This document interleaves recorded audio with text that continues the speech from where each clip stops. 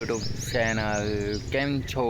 મજામાં? તો મજામાં જ રહેવાનું. ફરી એકવાર તમારા માટે લઈને આવી ગયો છે નવા બ્લોગમાં તમારું હાર્દિક અને હાર્દિક સ્વાગત છે મિત્રો. તો જોઈ શકો તો તમે આજે આપણે આવી ગયા છે હરિકાકાની વાડીએ. તો ચાલો તમને વાડી બતાવું છું હરિકાકાની. તો તમે જોઈ શકો છો હરિકાકાની વાડીએ પૂગી ગયા છે, દેખાય છે મિત્રો. તો આવી રીતના કંઈક હરિકાકાની વાડી છે ને આમાં જો તમે કેમ કે હું મારો ફેસ બતાવી એટલા માટે કંઈ બીજું અલગ નહીં બતાવી. તો તમને જોઈ શકો છો અહીંયા કેટલી બધી નારિયેળી છે, પછી કેળ છે ને હું તમને હજી બતાવું છું કે બકાલું શું વાવ્યું છે મિત્રો. જો આ સાઈડે આવી રીતના જ કંઈક છે, જો હરગવો છે, પછી અહીંયા આંબો છે, ઘણું બધું છે.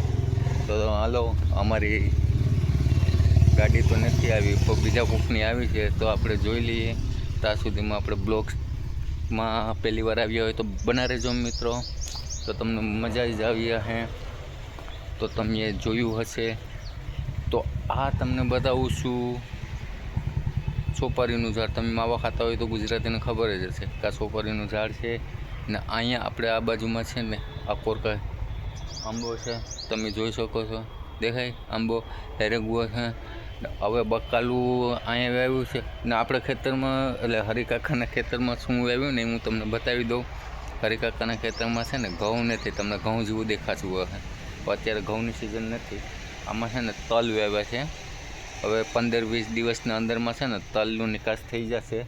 તો આપણે તલના લાડવા બનાવીને ખાવાના જ છે. આપણે હરિકાકા મેરેથી છે ને લઈ લેવાના છે તલના લાડવા.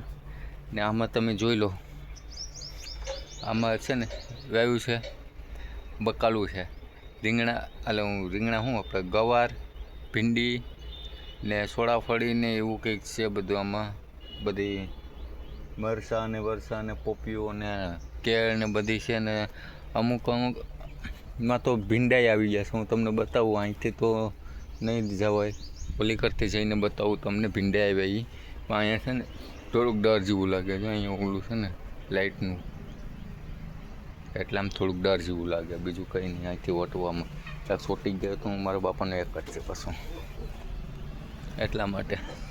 તો આપણે છે ને બ્લોગ ચેનલ ને, હા હું તમને મિત્રો એક વાત કહી દઉં, કારણ કે આપણી આ ચેનલ છે ને નવી છે, એટલે આમાં જરૂરથી સપોર્ટ કરજો.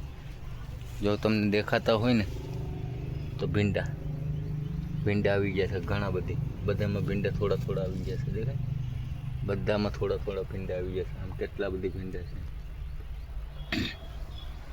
હરિકાકા આવે એટલે થોડાક શાકના ઉતારી લઈએ કહીને. ના મસ્ત પોપિયાનું ઝાડ છે, પોપિયાનું. આમાં પાછું મારું ફેસ ન દેખાય ને. પોપિયાનું ઝાડ છે ને અહીંયા જરીયા કેળા દેખાય, ઉપર કેળા આવી ગયા, કેળાને બધી આવી ગયા છે. ના અહીંથી તે સામે સુધી છે, ઓલું સામે ઘર દેખાય ને ત્યાં સુધી છે. તો ચાલો હવે આપણે અંદર જઈએ ને અંદરનું થોડુંક તમને કહી દઉં. તો હરિકાકાનું ઘર કેવી રીતના છે. તો હરિકાકાના ઘરમાં આવી ગયા તો આવી રીતના કંઈક રસોડું છે. તો થોડુંક અંધારું રહેવાનું છે. આ રસોડું છે, આમાં બધું ઓલું પાણીને બધી. આ છે આપણું હોલ, એટલે અહીંયા થોડું ઝરમરી આવી જાય વિડીયોમાં.